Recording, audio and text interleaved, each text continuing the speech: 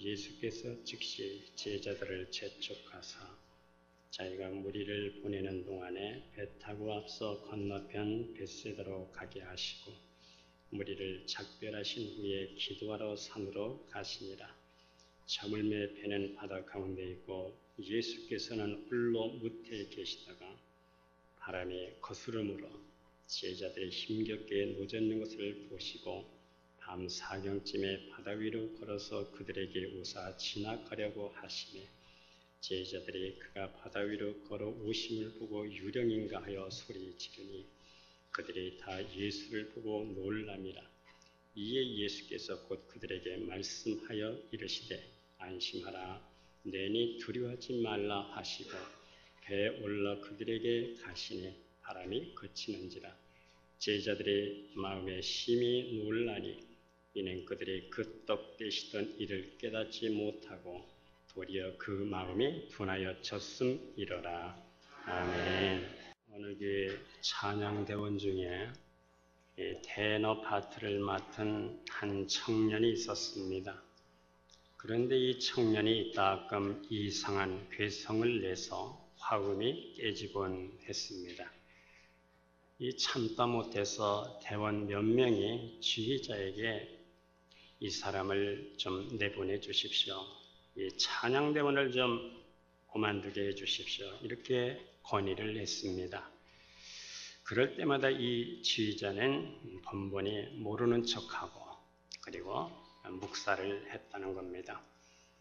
하루는 이 청년이 없는 가운데서 다시 한번 정식으로 이 테너 파트 이 청년이 찬양돼서 그만둘 것을 정식으로 건의를 했습니다. 그랬더니 지휘자는 정색을 하면서 이렇게 말하는 것이었습니다. 여러분들이 아름다운 소리로 아주 청한 찬양을 한다고 해서 하나님이 반드시 받으셨다는 보장이 없습니다. 사실 여러분들은 신명을 다해서 그렇게 찬양하고 있습니까? 나는 이 청년의 충혈된 눈으로 눈물을 흘리면서 찬양하는 것을 여러 번 보았습니다. 물론 가끔 음정과 박자가 틀릴지라도 애절하고 그 영혼을 불태우는 모습으로 찬양을 하는 것을 볼 때에 내 마음이 뜨거워졌습니다. 사실 내가 이 자리에서 지휘자로 서 있는 것은 그 청년 때문입니다. 그 청년이 나에게 찬양의 의미를 불어넣어주고 내 마음을 뜨겁게 하기 때문입니다. 어쩌면 하나님은 여러분들 99명보다도 이 음치의 한 사람의 찬양을 받으실는지도 모릅니다. 그 청년에게 주의를 주겠습니다. 그러나 내보낼 수는 없습니다. 정 내보내야 한다면 나도 오늘 이 자리에서 사표를 내겠습니다. 이 말을 들은 찬양 대원들이 모두 부끄러워서 고개를 숙이고 눈물을 흘렸다고 합니다. 찬양은 하나님께 은혜에 대한 반응이어야 합니다. 우리의 모든 삶의 자체도 은혜에 대한 반응이어야 합니다. 그런데 우리는 은혜에 대해서 둔감해질 때가 얼마나 많습니까? 오늘 우리가 이 본문 52절을 보면 이렇게 말씀하십니다. 이는 그들이 그 떡 떼시던 일을 깨닫지 못하고 도리어 그 마음이 둔하여 졌습니다. 왜 제자들의 마음이 둔하여졌습니까? 첫째는 은혜에 대한 반응이 사라졌기 때문입니다. 한마디로 역동적인 삶을 이끌어가는 모든 체험이 죽어가고 있기 때문입니다. 하나님의 방식을 내려놓고 인간적인 처세술로 움직이려고 할 때에 이 영적인 것이 둔해지는 것입니다. 바로 우리가 성경을 보면 바로 몇 시간 전에 디베랴 바다에서 예수님께서 5,000명을 먹이셨습니다. 이 기적을 보면서 이 제자들이 내가 예수님의 제자라고 하는 것이 아주 자랑스러웠습니다. 기적으로 만들어진 떡을 나누어주면서 발이 땅에 닿았는지 구름에 닿았는지 모를 지경이었습니다. 정말 신명나는 일이었습니다. 엑스타시 그 자체, 황홀 그 자체였습니다. 요한복음에 보면 민중들이 이 사건을 보면서 예수님을 왕으로 삼으려고 했습니다. 한마디로 아주 인기 절정이었습니다. 바로 이러한 시간에 예수님은 제자들을 재촉해서 바다 건너편 벳사이다로 가게 하시고 예수님은 백성들의 찬사를 뒤로 한 채 기도하러 산으로 올라가셨습니다. 그런데 이 제자들이 배를 타고 티베랴 바다를 건너가다가 큰 바람을 만납니다. 물결이 거스름으로 제자들이 힘겹게 노적하는 것을 예수님은 기도하시면서 보셨습니다. 예수님께서 이것을 아시고 바다 위로 걸어서 그리고 제자들에게 오셨습니다. 오늘 본문에 보면 제자들이 예수님을 유령인 줄 알고 놀라서 소리를 쳤습니다. 예수님은 내니 안심하라, 두려워하지 말라. 그리고 예수님께서 배에 오르시자 그리고 바람이 그쳤습니다. 제자들이 심히 놀란 이유를 성경이 이렇게 설명합니다. 이는 그들이 그 떡을 떼시던 일을 깨닫지 못하고 도리어 그 마음이 둔하여졌습니다. 오병이의 기적을 일으킨 분이라면 그가 하나님 외에 누가 그런 일을 할 수가 있겠습니까? 메시아 외에 누가 그런 일을 할 수가 있겠습니까? 오병이의 기적을 보면서 저분이 그리스도시구나. 저분이 우리가 기다리는 바로 메시아야. 예수님의 신성을 깨달았다면 바다 위로 걸어오시는 예수님을 보고 놀라지 않았을 것입니다. 저분이 하나님이시고 하나님의 아들 독생자이신데 당연히 바다 위로 걸어올 수가 있지. 저분이 물로 포도주로 질적인 기적을 일으킨 분이라면 양적으로도 오병이어를 기적을 일으킨 분이 아닌가? 저분은 바로 하나님이시고 하나님의 아들이시고 메시아고 그리스도이시다. 그런데 이 제자들은 예수님께서 떡 떼시던 이 기적을 일으키신 분, 하나님의 본성이신 그리스도이심을 깨닫지 못하고 마음이 둔하여져서 유령인가? 그렇게 놀랬다는 겁니다. 기적을 경험하고도 은혜에 대한 하나님의 능력을 망각하니 자연히 은혜에 대한 반응이 사라져버렸다는 겁니다. 그래서 영적 상태가 둔해졌습니다. 이스라엘 백성들의 광야에서 하나님을 원망할 때 하신 말씀이 무엇입니까? 애굽에 종되었을 때 너를 구속하신 여호와 하나님을 기억하라. 그리고 십계명을 주실 때에도 나는 너를 애굽 땅 종되었던 집에서 인도하여 낸 너의 하나님 여호와라. 나 외에는 다른 신을 내 앞에 두지 말라. 이집트에서 구원하신 하나님의 홍해를 건널 때의 그 감격, 불기둥과 구름기둥으로 인도하신 하나님 그 감격을 리마인드, 잊지 말라는 겁니다. 성도 여러분, 은혜를 받으셨습니까? 은혜에 대한 회복이 있기를 주의 이름으로 기원합니다. 은혜에 대한 반응이 회복하려면 예수님처럼 산으로 올라가야 됩니다. 기도하러 산으로 올라간다는 의미는 하나님의 임재를 경험해야 된다는 뜻입니다.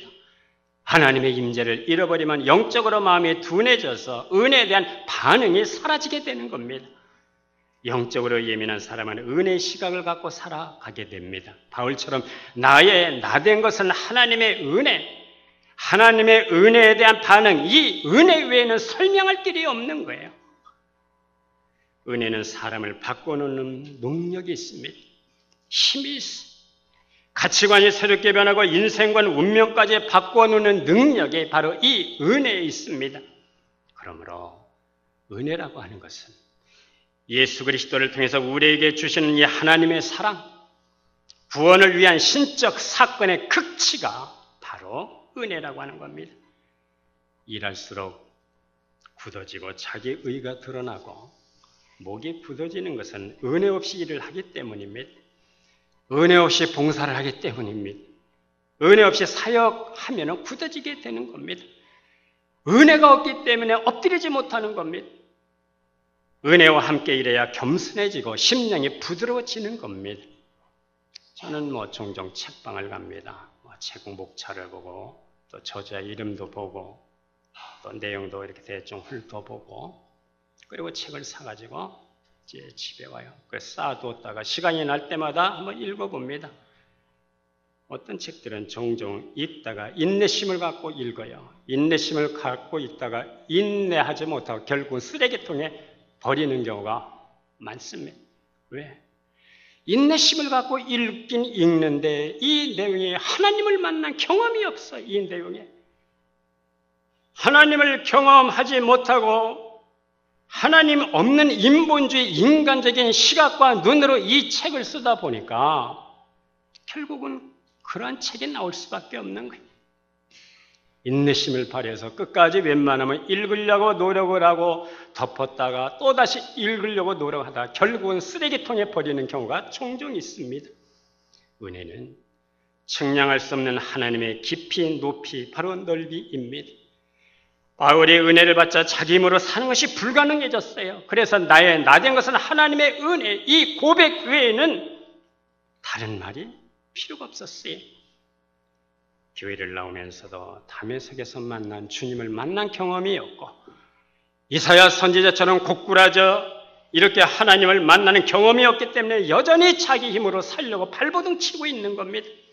여전히 자기 방식으로 교회를 움직이려고 힘을 쓰고 있는 겁니다. 정말 하나님의 은혜가 없이는 나는 대책이 없는 자로구나. 이 내적인 깊은 절망, 주 앞에서 내적인 절망이 없기 때문에 주님께서 나를 은혜로 대해주시지 않는다면 나는 여전히 아무것도 할 수 없는 존재, 이 말씀이 진실로 가슴속에 들어올 수 있는 사람이 바로 은혜를 경험한 사람입니다. 은혜를 경험하고 나니까 깨달아지는 것이 있어요. 이 고통스러운 날도 하나님이 나를 다듬고 깎아서 하나님 나라의 유익한 일꾼으로 쓰시기 위해서 이 고통스러운 날은 있는 거로시고 못된 나를 쓰시기 위해서 이 고통도 지나고 보니까 내게 필요했어. 이렇게 영적으로 민감해진 사람은 내게 일어난 모든 사건까지도 은혜의 시각으로 바라볼 수가 있고 그리고 해석해낼 수가 있습니다. 성도 여러분, 우리가 일하는 일터 수고하는 터전에서 하나님의 은혜를 경험하고 은혜에 대한 반응이 회복될 수 있기를 기원합니다. 이제 두 번째, 저들의 마음이 둔해진 이유는 하나님께 대한 집중이었기 때문입니다. 우리는 세상으로부터 칭찬과 찬사를 기대하는 동안은 영적으로 둔하여질 수밖에 없습니다. 세상으로부터 칭찬과 찬사, 이거 별거 아닙니다. 이거 기대하지 마세요. 칭찬과 찬사를 보낸 그 입술을 갖고 여러분을 무는 경우가 얼마나 많은지 여러분들 우리 경험하지 않았습니까? 뉴욕의 한 백만 장자가 유럽 여행 6개월을 계획을 했습니다. 근데 이 사람 취미는 골동품과 그리고 미술품 수집이었습니다. 이 걱정이 생겼어요. 6개월 동안 집을 비는 사이에 누가 이 귀중품을 도둑질하지 가지 않을까. 그래서 도난 방지 시스템을 설치를 하고 경비를 그리고 고용을 하고 훈련된 개까지 이렇게 들여놓았지만은 이 불안한 마음이 가시질 않습니다. 이 생각 저 생각을 하다가 좋은 생각이 떠올랐어요. 백만 장자는 저렴한 이 모조품 그림을 다 사가지고 집에다 그리고 들여놓고 모조품 그림에다가는 100만 원, 1000만 원, 1억, 2억, 3억 비싼 가격을 그렇게 붙여놨습니다. 그리고 원래 진품에는 아주 저렴한 가격을 그렇게 붙여놨어요. 6개월 뒤에 여행을 마치고 집에 들어와 보니까 이 도둑이 들어온 흔적이 분명합니다. 그런데 비싼 가격표가 붙은 모조품은 다 사라져버리고 이 본래 진품이 그대로 남아 있습니다. 이 예술품에 죄가 없는 이 도둑들이 본능적으로 비싼 가격에 붙어있는 이 모조품 그림을 전부 훔쳐간 겁니다. 사탄은 우리가 삶에서 정말로 중요한 것이 무엇인지 깨닫지 못하도록 고도의 전략을 우리에게 쓰고 있습니다. 어떻게 하면 하나님과 성도와의 사이를 떨어뜨려 놓을까? 세상이 만들어낸 이 허무한 가치, 허탄한 가치를 그것을 선택하도록 아주 비싼 가격표를 붙여놓았어요. 하나님 앞에 집중하지 못하도록 우리에게 지속적인 세상이라는 이 미끼를 사탄이 계속 우리에게 내던지고 있습니다. 세상이 하나님보다 더 중요하게 보이도록 우리를 속이고 있는 것입니다. 창세기 33장, 35장을 보면 야곱의 딸 디나가 세겜에게 몸을 더럽히는 사건이 나옵니다. 세겜의 아버지 하몰이 야곱에게 찾아와서 우리가 서로 통혼하자. 우리 아들, 딸을 너희에게 주고 너희의 아들, 딸을 우리와 결혼시켜서 한 민족이 되게 하자. 야곱의 아들들이 그거 참 좋은 생각이다. 그렇게 하자. 그런데 조건이 있어. 그것은 바로 할례를 받아야 된다. 저들이 할례를 받고 고통스러워할 때 급습해서 그들을 다 쳐 죽였습니다. 이제 온 지경의 사람들이 동맹을 맺고 야곱의 가족들을 몰살시키려고 합니다. 이런 위기에 처했을 때 하나님의 음성이 들립니다. 야곱아, 베델로 올라가라. 내가 형 에서의 낯을 피해서 도망하던 때에 내게 나타나신 하나님께 거기서 다시 제단을 쌓으라. 야곱과 그의 가족들이 베델로 올라가자 정신이 들어요. 내가 고향을 떠날 때 돌베개를 하고 누웠을 때 천사가 오르락 내리락 사다리를 올라가면서 내려가면서 하나님의 음성이 들리지 않았던가? 내가 누운 땅을 내 후손에게 주리라. 이 계시받은 땅이 바로 여기가 아닌가? 야곱이 일어나서 기름을 붓고 하나님 앞에 제사하고 하나님 내 인생을 하나님 앞에 위탁합니다. 하나님 앞에 위탁한 이 장소가 여기가 아닌가? 얼마나 뜨거운 감격이 왔는지 기름으로 다 제사를 드리고 부어드렸어요. 당시 기름은 노잣돈이었습니다. 도망가는 도중에도 밥을 먹어야 되니까 어머니 리브가가 준비해 준 것입니다. 얘야, 가다가 돈 떨어져도 이 기름 팔아서 굶지 말고 도망 잘 가거라. 이 노잣돈이 그 당시 기름이었습니다. 그런데 야곱은 도망가다가 베델에서 하나님을 경험하고 그 감격 때문에 그 기름을 다 붓고 하나님 제사를 드렸습니다. 그리고 20년 만에 고향으로 돌아오는데 이 형님이 400명의 군사를 끌고 온다는 겁니다. 죽이려고 오는지 살려고 오는지 가슴이 쪼입니다. 약복강을 건너가지 못하고 거기서 밤에 씨름과 천사와 씨름하다가 그 밤에 기도로 응답받고 그 밤에 하나님께서 형님의 마음을 돌려놓았어요. 형님을 만났을 때 형님의 얼굴이 하나님의 얼굴같이 보였습니다. 그러면 이제는 어디로 가야 되는 겁니까? 그 시간 베델로 가야 되는데 지난 은혜를 다 잃어버리고 마음이 둔해져서 야곱은 좌회전을 해서 세겜으로 가게 됩니다. 세겜에서 7년을 보냅니다. 그는 딸 디나 사건을 통해서 베델로 가라는 하나님의 음성을 다시 듣게 됩니다. 세월은 27년이라는 세월이 흘렀지만은 인간적으로 보면은 27년은 과거지만 하나님은 언제나 현재입니다. 현재로 보고 계시는 겁니다. 몸과 마음을 정결하게 씻고 준비하고 그 옛날 서운했던 그 베델로 올라가 하나님께 제사를 드립니다.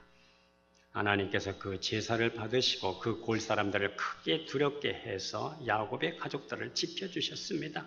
성도 여러분, 오직 하나님이 전부였던 그때, 오직 하나님에게만 집중했던 그때로 돌아가는 영적 회귀 본능이 우리에게 일어날 수 있기를 주의 이름으로 기원합니다. 그래야 묶였던 모든 것들이 풀어지는 역사가 일어나는 겁니다. 복된 사람은 자기를 신뢰하지 않습니다. 내 감정도 신뢰하지 않습니다. 내 자로 살지 않기 위해서 나는 날마다 0%가 되고 하나님이 100%가 될 수 있기를 축복합니다. 세상 속으로 흘러가지 않기 위해서 날마다 하나님의 얼굴을 구하고 골방을 찾는 우리 심령들이 될 수 있기를 기원합니다. 하늘이 주시는 이른비의 은혜로, 늦은 비의 은혜로 살아갈 수 있기를 바랍니다. 일풀의 부족을 갈급해야 하는 이 영적 본능으로 살아갈 수 있기를 바랍니다. 그러면 성령의 능력이 부어지는 거예요. 성령의 능력이 부어져야 하나님의 뜻에 민감하고 우리는 예민해질 수가 있는 것입니다. 이제 세 번째, 마음이 둔해진 이유는 세상적인 경향 속으로 살기 때문입니다. 세상 경향성이나 자기 판단 기준이 강한 사람은 믿음을 적용할 수가 없습니다. 세상적인 이 경향성을 뽑아내야 믿음을 경영할 수가 있습니다. 세상적인 경향이 뭡니까? 성경에 보면 육신의 정욕, 안목의 정욕, 이생의 자랑들입니다. 세상적인 경향 속으로 사는 사람은 세상의 영이 그를 지배하고 있습니다. 세상의 영은 불신을 조장하는 영입니다. 고린도전서 2장 12절에 이렇게 기록이 되어 있습니다. 우리 다 같이 한번 읽어봅니다. 우리가 세상의 영을 이는 우리로 하여금 하나님께서 우리에게 은혜로 주신 것들을 알게 하려 하심이라. 세상령이 주장하는 그 사람에게는 세상의 흐름이나 유행에 관심이 많은 사람이에요. 하나님보다 믿음보다 은혜보다는 늘 세상에 더 관심이 많아요. 그래서 산만합니다. 하나님께 대한 열정도 없고 칼망도 없고, 관심이 있다면 세상이 나를 어떻게 평가하고 이웃이 나를 어떻게 평가하고 있는가, 이거에 늘 관심이 많아요. 요한일서 2장 16절에 육신의 정욕, 안목의 정욕, 이생의 자랑, 이런 것들은 하나님께로부터 온 것이 아니오 세상으로부터 온 것이라고 말씀합니다. 우리는 이생의 자랑들이 예수를 믿으면서도 얼마나 많습니까? 대화를 하는 것을 한번 보세요. 하나님이 내게 이렇게 은혜를 주셨어. 하나님이 내게 이렇게 하셨어. 그것보다는 얼마나 이생의 자랑들이 얼마나 많습니까? 오늘도 세상은 우리에게 세상의 기준을 그렇게 따르도록 우리를 미혹하고 있습니다. 이런 세상적인 경향으로 살면 영적인 것이 둔해지는 것입니다. 그러면 우리는 어떻게 살아가야 되겠습니까? 대답이 베드로 후서 3장 18절에 그 답이 있습니다. 다 같이 한번 읽어보겠습니다. 오직 우리 주 곧 우리 그리스도의 은혜와 그를 아는 지식에서 자라가라. 영광이 이제와 영원한 날까지 그에게 있을지어다. 그리스도의 은혜와 그를 아는 지식으로 자라가면은 영광이, 하나님의 영광이 이제와 영원한 날까지 그에게 있게 될 것이다. 할렐루야. 영적 성장은 은혜 안에서만 이루어질 수가 있습니다. 어린아이들은 부모의 사랑을 받으면서도 늘 흑백 논리에 빠져 살아요. 부모가 칭찬하고 격려하고 위로하면 좋다고 그럽니다. 그러나 야단치고 책망하면 울어요. 그리고 슬퍼합니다. 그러나 성장하면 부모의 책망도 사랑이구나 깨닫게 되는 거예요. 위로도 칭찬도 사랑이고 책망도 사랑이로구나, 이걸 깨닫게 됩니다. 영적인 면에서도 같습니다.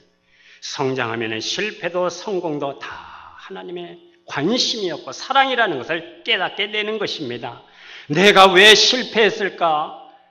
그것은 살아계신 하나님이 계시기 때문에 실패할 수밖에 없도록 하나님이 내 인생 속에 개입하신 거예요. 내가 왜 성공했을까? 하나님께서 성공할 수 있는 축복을, 우리에게 은혜를 주셨기 때문입니다. 가끔 어떤 사람이 이렇게 질문하는 분이 있어요. 살아계시면, 하나님이 살아계시면 내게 왜 이런 일이 일어날 수 있습니까? 정직하게 제가 속으로 대답합니다. 속으로. 그런데 그것은 당신이 실패한 이유는 하나님이 살아계시기 때문이야. 성도 여러분, 성경은 예수님과 성도를 신랑과 신부로 비유하고 있습니다. 하와는 아담의 갈빗배에서 나왔습니다. 우리 그리스도인들은 예수님의 갈빗배에서 나오는 신부로 살아갈 수 있기를 바랍니다. 부활의 신부로 살아갈 수 있기를 바랍니다. 내 안에서 신랑의 속성이 유출될 수 있기를 바라는 것입니다. 예수님의 간증이 우리를 통해서 폭발적으로 나타날 수 있기를 기원합니다. 그렇게 살면 우리가 평생에 이 평상시의 삶을 비범하게 살 수가 있고, 일시적인 삶을 우리는 영원한 삶에 잇대어서 우리가 살아갈 수가 있습니다. 한 번은 팔당댐 근처에서 식사를 하는데, 식사하는 도중에 막 소낙비가 쏟아졌어요. 식사가 끝날 즈음에서 정말 날이 겠습니다. 밖에 나와서 보니까 얼마나 큰 무지개가 팔당댐을 덮고 있는지, 빨주노초 파나 내 인생에 그렇게 큰 무지개는 처음 봤어요. 그러나 반달형입니다. 그러나 대기권 밖에서 보면 이 무지개가 원이랍니다. 원. 우리 육신의 눈은 부분적으로 밖에 볼 수가 없는 거예요. 입체적으로는 못 봐요. 오늘 글을 보니까 이런 글이 있습니다. 남자가 여자와 함께 살아야 하는 이유. 좀 재밌습니다. 제목이. 남자가 여자와 함께 살아야 하는 이유. 이렇답니다. 아내가 남편에게, 여보, 냉장고에 요구르트 꺼내다가, 요구르트 하나 좀 꺼내다가 아이에게 주세요. 찾습니까? 못 찾습니까? 못 찾습니다. 이유는 남자는 직선밖에 못 본대요. 직선. 딱 앞에 직선밖에 못 본대. 못 찾습니다. 옆에 있는 것도 못 찾아요. 이유는 뇌 구조가 그렇게 생겼답니다. 근데 여자는 코를 중심으로 해서 위로 45도, 아래로 45도, 좌로 45도, 우측으로 45도를 한꺼번에 본답니다. 이걸 180도예요. 그러니까 이걸 딱 수평으로 놓으면 180도를 한눈에 볼 수가 있는 거예요. 근데 남자는 못 봐요. 그래서 여보 뭐 좀 찾아와 달라고 그러면 못 찾습니다. 뇌 구조가 그렇게 생겼으니까 뭐라고 그러지 마세요. 바울은 주님과 자신과의 관계를 이 세상에서는 내가 부분적으로 보지만은 내가 주님을 만날 때는 입체적인 관계로 그렇게 드러나게 될 것이다. 그렇게 고백을 합니다. 고린도전서 13장 11절 12절에 우리 다 같이 읽어보겠습니다. 내가 어렸을 때는 말하는 것이 어린아이와 같고 깨닫는 것이 어린아이 같고 생각하는 것이 어린아이와 같다가 장성한 사람이 되어서는 어린아이의 일을 버렸노라. 지금은 우리가 거울로 보는 것 같이 희미하나 그때에는 얼굴과 얼굴을 대하여 볼 것이 지금은 내가 부분적으로 하나 그때에는 주께서 나를 아신 것 같이 내가 온전히 알리라. 아멘. 내 안에서 지속적으로 세상적인 경향 속에 다 뽑혀져 버리고 태워져 버리고 하나님께 대해서 은혜가 예민해지고 성숙해져서 예수 그리스도의 갈빗뼈로 신부로 살아갈 수 있기를 기원합니다. 부활의 신부로 살아갈 수 있기를 바랍니다. 주님이 나를 알아보는 성도로 살아갈 수 있기를 바랍니다. 주님이 나를 모른다면 이것보다 더 큰 일이 어디 있습니까? 주님이 나를 알아보시고 동시에 내가 온전히 주님을 알리라.